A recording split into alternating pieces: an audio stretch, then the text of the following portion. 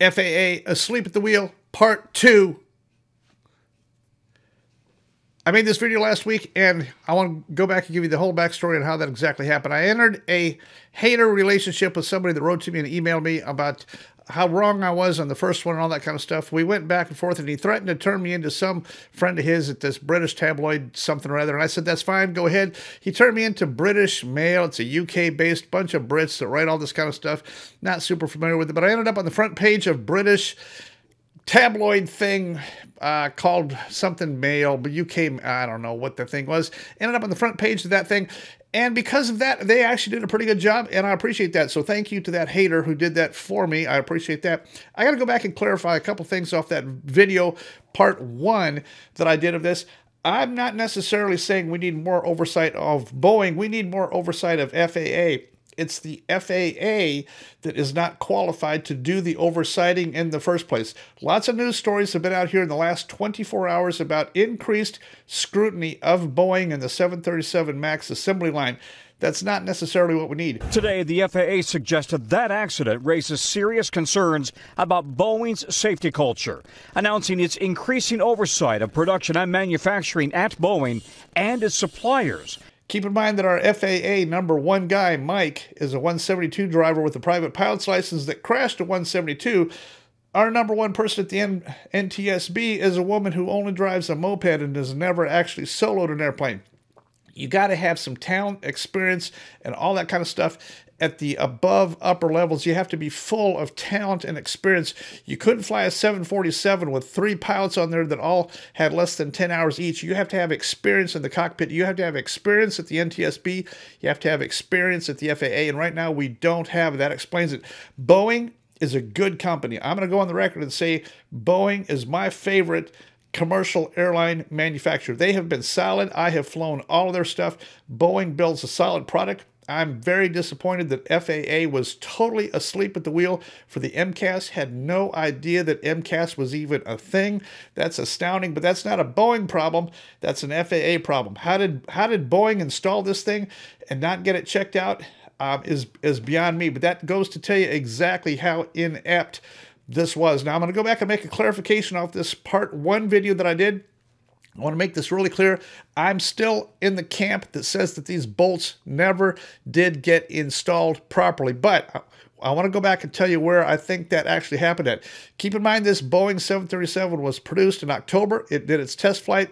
I found all the flight aware data. It's done a whole bunch of flying. However, on November 27th, it needed a Wi-Fi mod so you guys can watch Wi-Fi in flight.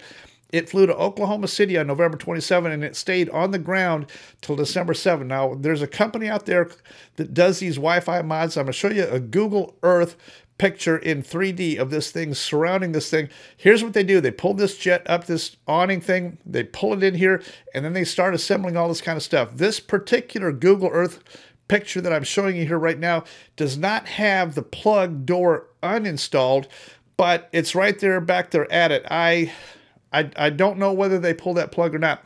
I was able to find one article about this on the web. It's been strangely quiet about this amazing deal, and I'm going to read you this article. The guy from that company actually made a statement. I'll read it to you right now.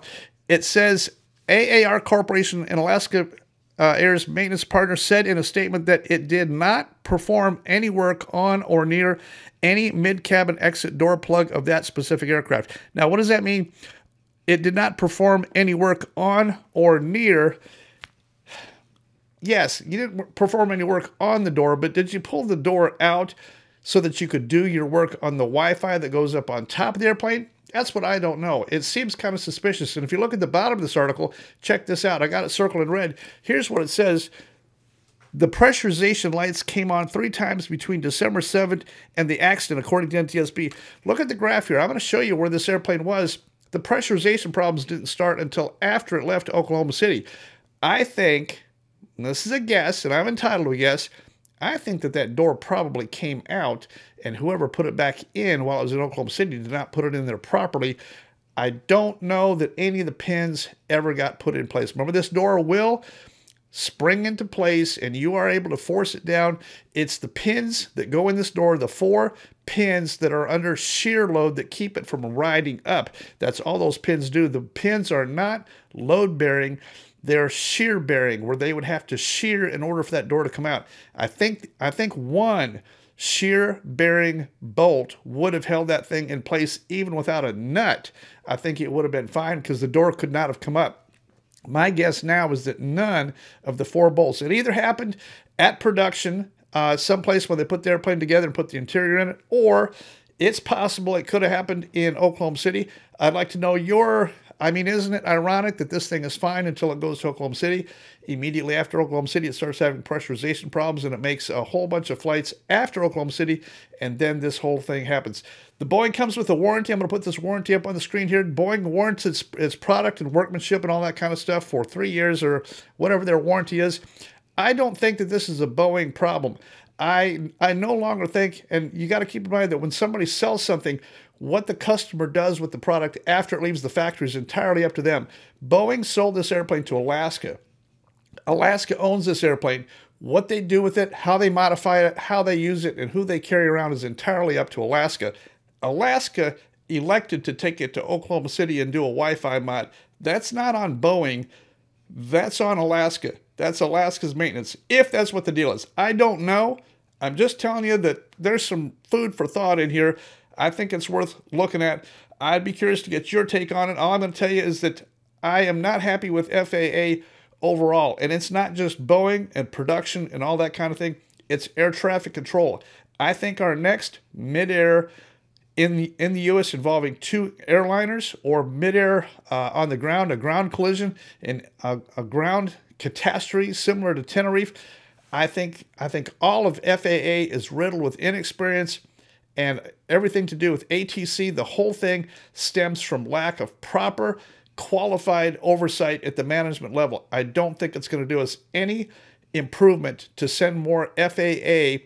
We don't need to send more feds to Renton to watch people put pins in and do oversight on the production line. That's not what I had in mind here.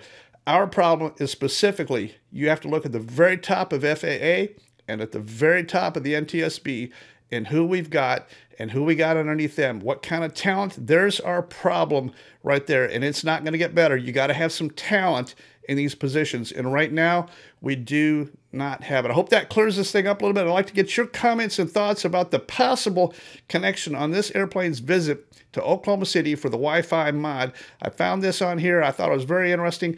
Nothing conclusive. I can't prove or say or anything like that. I will put this graphic up here one more time and show you this is the spot where the door is compared to this awning contraption that's on it in the Google Earth picture. So this stairway is not connected to where the door is, and I see that, but it just leaves a lot of big question marks for me. All right, I'm going to get this video done, up, and on the air. I appreciate it. For my tiny little itty-bitty fledgling YouTube channel, Dan Grider, Problem Cause.